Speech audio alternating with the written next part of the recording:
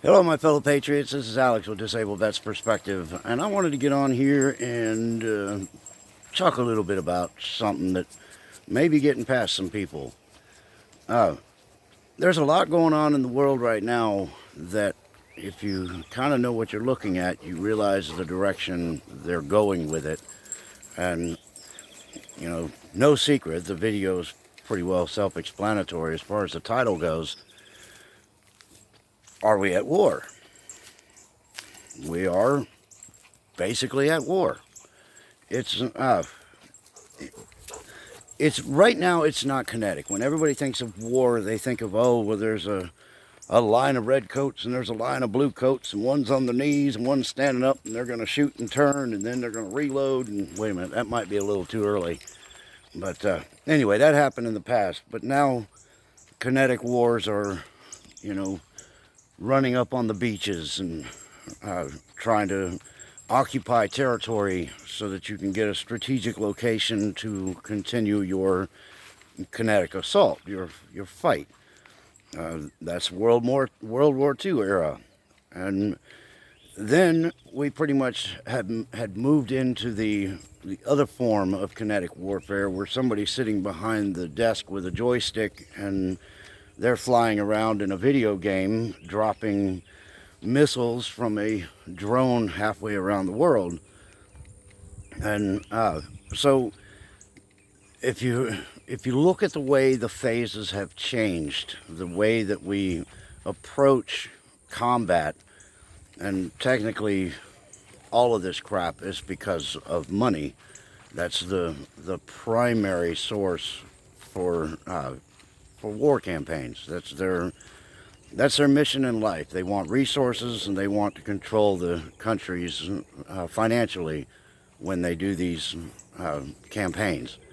So now we are in another form of kinetic warfare, and it's digital.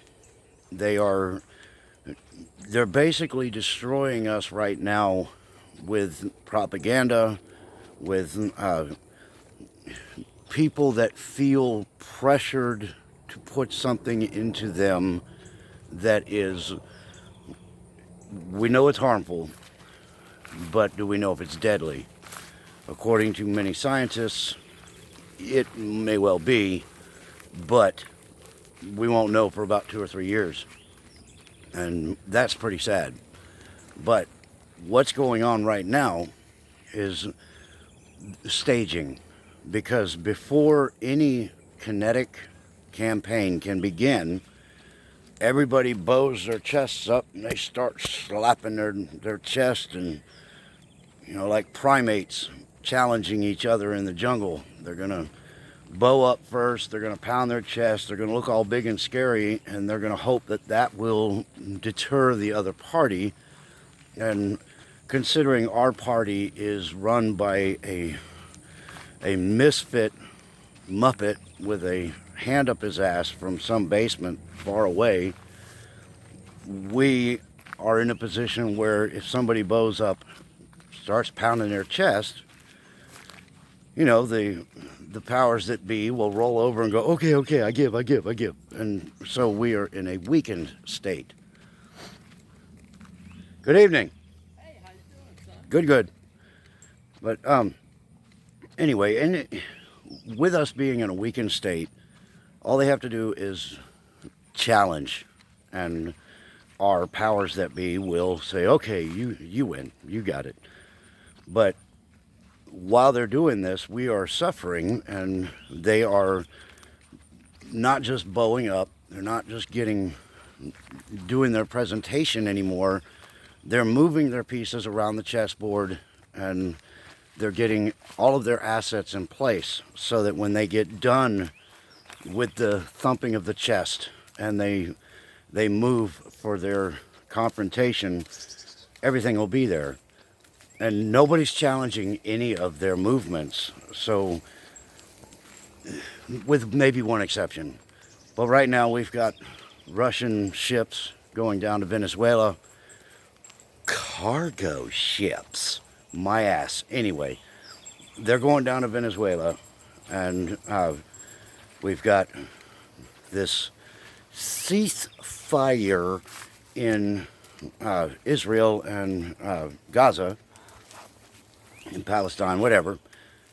They are in their quiet mode right now, and the only reason there's a ceasefire is because they were having their asses handed to them by Israel, and they needed to stop so that they could regroup and maybe come at it another round. So you've got Iran that's resupplying the Palestinians with armament.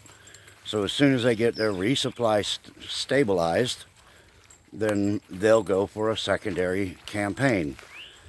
And the other thing that's going on is Russia, not Russia, but in the GNC, I believe the same Iranians that are moving their ships into Venezuela also had a fire on board a military ship, and it went down. I don't know anything about that yet. I imagine that's going to come out, but the sneak around and throw a jab and then run and hide, that's what's going on right now. So everybody's trying to prevent the kinetic battle until they can get all their little pieces staged. But while they're doing that, they're throwing jabs and then ducking back into the shadows going, it wasn't me, I didn't do it.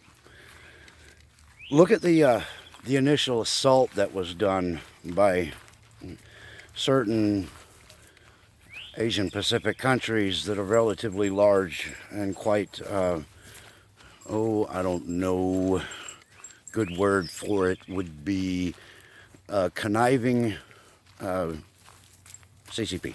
Anyway, the first real assault was done last year, and I think you guys know what it was. The problem is, it wasn't going to be as successful as they thought it would be. So the different departments that they own, media, government, squawk boxes of every description, big tech, they got them to propagandize the populace so that everybody would believe that this thing was far worse than it was. And then bring in phase 2. And that is dealing with pricks. And the pricks that are in this world, language, they are potentially more of a threat than the propaganda campaign and the item that was lofted at us the first time. So we're in a strange and unusual position right now. The war footing has changed over time, and it will continue to escalate unless something is put into place that can put a stick in their spokes and send them over the handlebars. Otherwise, they're going to keep bowing up. They're going to keep being allowed to do what they want to do. They're going to keep getting their pieces into position. And when they're ready to pounce, that's what they'll do. So, all I can say is that what I've said for a long, long time is that you have to be prepared for just about anything. We're already looking at cyber attacks. I think there's an entirely real possibility that those are part of an inside job, but they're just interesting locations that they hit. They want people to go to electric cars, they hit a gas pipeline. They want people to eat near meat, whatever the hell that is, so they go after a butcher. They want people to obey, and many people are still resistant to the obey. How do you bring people in line? Cut off everything that's comfortable to them. So watch for the next cyber attack to be on electrical infrastructure. It just seems to be pointing in that direction. So make sure you're prepared for everything. Make sure you have food and water. Make sure you have a network of people that can continue to supply each other with their needs, because there won't be much out here that you can depend on. It's it's going to be to each their own. And when they get tired of people like me and like some of you who say that, we allergic to pricks. I don't like those assholes. They can stay away from me. There will be a time when they're going to start trying to demand it, and they may do it with more aggression. And at that time, then there's another form of kinetic event. But anyway, I just want to get out here and let you guys think about that for a few, because it's not always battlefields. It's not always tanks coming across the line and doing all these things. We are quite knee-deep already in some kind of campaign. It's just a matter of time before it escalates. It's at this point, I don't call it a win. I call it an if, rather. I call it a win. When is it going to be? Because it's going to be. And as for me and mine, we're ready. And I hope the rest of you are too. Anyway, that's what I got for you guys to think about today. If you like what I have to say, make sure you hit the thumbs up on the way out the door. Tell your friends about me. And until next time, y'all, stay in the fight.